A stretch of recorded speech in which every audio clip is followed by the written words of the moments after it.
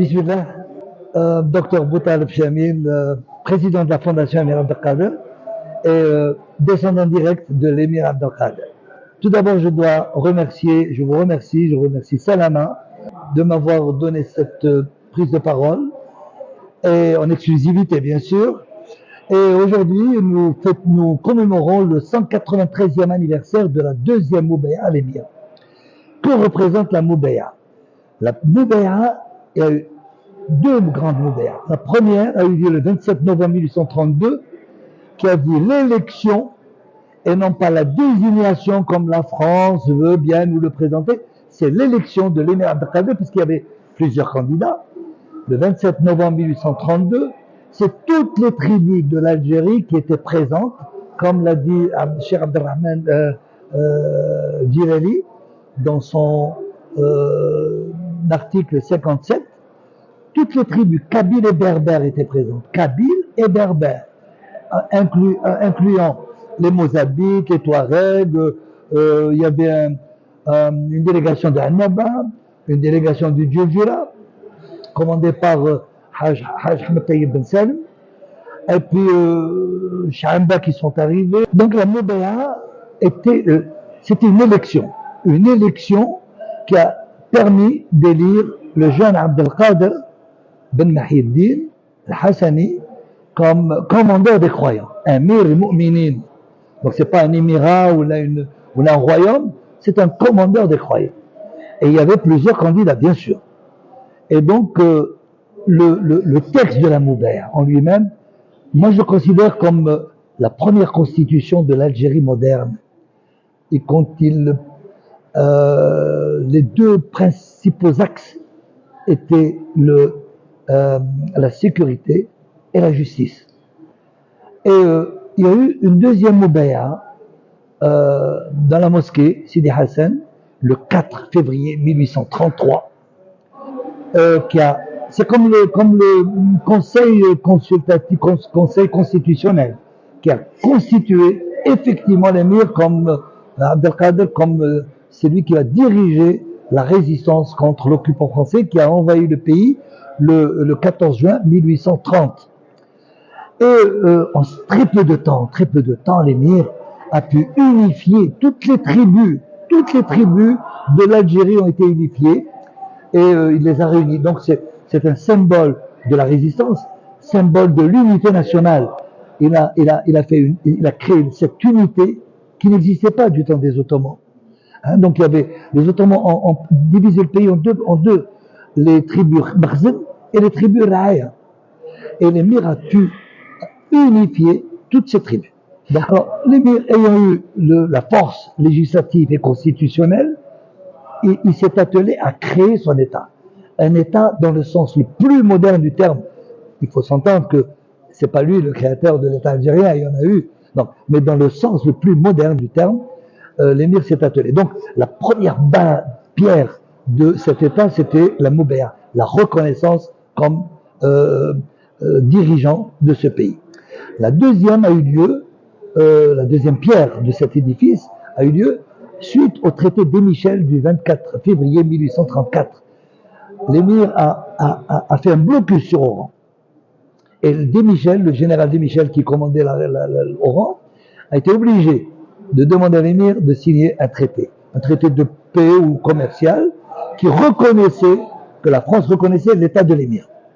Puis ensuite, il y a eu la troisième pierre de l'état algérien, dans le sens le plus moderne du terme, c'était le traité de la Tafna du 30 mai 1835. Alors ce traité de la Tafna avec Bugeaud a donné à l'émir la souveraineté et la reconnaissance sur les 2/3 du pays, les 2/3, pratiquement tout le pays, puisque il y avait un terme qui disait Ouad Qaddara et au-delà, Mawama Fawq. Donc au-delà, ça voulait dire jusqu'à Constantine et Annaba, etc. Donc le deuxième traité consolidait l'état de l'émir, et c'était la troisième pierre de l'édification de l'état algérien qu'on connaît maintenant, moderne, avec ces huit khalifats, ces 8 régions. Il a eu à peu près 23 khalifats en tout. Il a pu unifier tout le pays. Et le texte de la Moubaïa est très important parce que, comme je l'ai dit au début, c'était la première constitution du pays. Un pays ne peut pas marcher sans constitution, avec des lois, des règles. Donc il avait des règles, il y avait un tribunal. Donc l'événement d'aujourd'hui, du 4 février, c'est bien sûr la commémoration, comme j'ai dit, du 193e anniversaire de la Moubaïa, qui doit entrer dans l'histoire de l'Algérie moderne. Alors la France bien sûr, elle a falsifié notre histoire, et en particulier l'histoire de l'émir Abdelkader. L'histoire de l'émir Abdelkader, la Moubaïa, elle a dit que il a été désigné sans plus. Il a été élu. Et puis les traités, les batailles de l'émir. L'émir a combattu pendant 17 ans contre la plus puissante armée du moment, l'armée napoléonienne. Il a combattu dans 116 batailles connues, contre plus de 150 généraux, 16 ministres de la guerre et 5 princes de France. Ça, on le trouve dans le livre d'or de l'Algérie française, page 215, je crois. Et donc, imaginez la puissance française avec tous ces généraux. Maréchal Guizot, ministre de la guerre, a écrit dans ses mémoires, tome 1, que parmi les 3 plus grandes défaites des armées coloniales françaises en Algérie, il a cité Makta, Sidi Ibrahim et les 2 retraites de Constantine.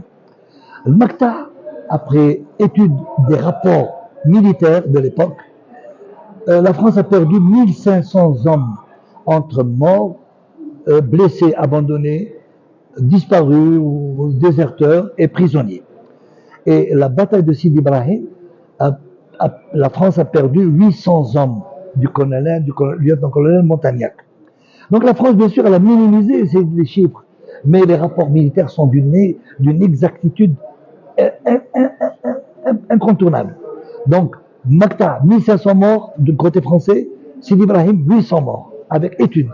Plus importante et grave falsification de l'histoire de l'Algérie, et c'est le poison que la France a inoculé à nos enfants, la date du 23 décembre 1847, que j'ai appelé l'armistice. Que s'est-il passé?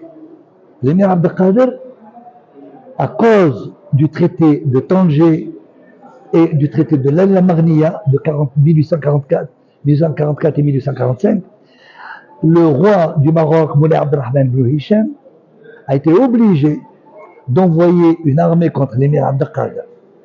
Et l'émir Abdelkader, il connaissait bien son Coran et ses hadiths.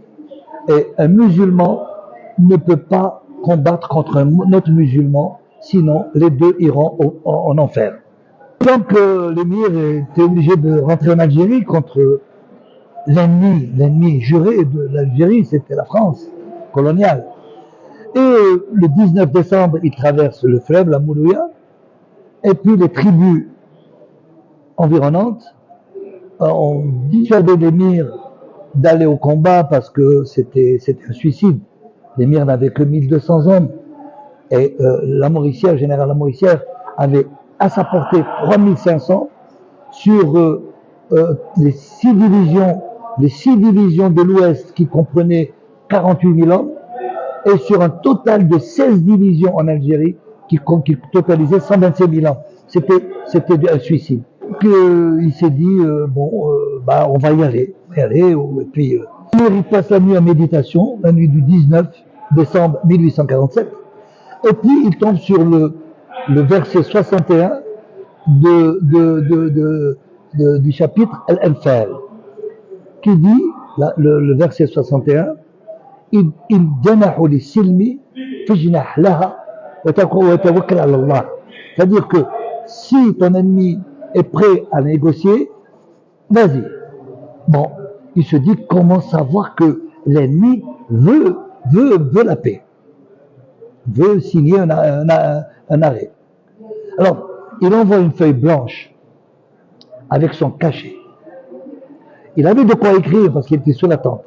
Il envoie un émissaire à la Mauricière. La Mauricière, quand il voit la feuille blanche, il a compris. Les policiers comprenaient que l'émir voulait avoir discuté de paix peut-être. Il envoie donc une feuille blanche avec son cachet en disant à l'émissaire, dit à l'émir de poser ses conditions. Et il envoie en même temps son épée courbe. Son épée courbe, ça veut dire pose tes conditions.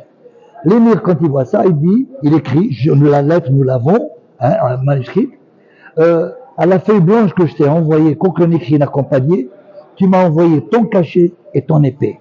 Tu es un grand général. Maintenant, les conditions que tu me demandes pour l'arrêt des combats, l'armistice, les voici. Il pose quelques conditions qui sont acceptées, mais la France ne tiendra pas sa promesse et il sera envoyé, au lieu d'aller à Akka et Alexandrie, il sera envoyé en France où il sera incarcéré pendant 5 longues et terribles années.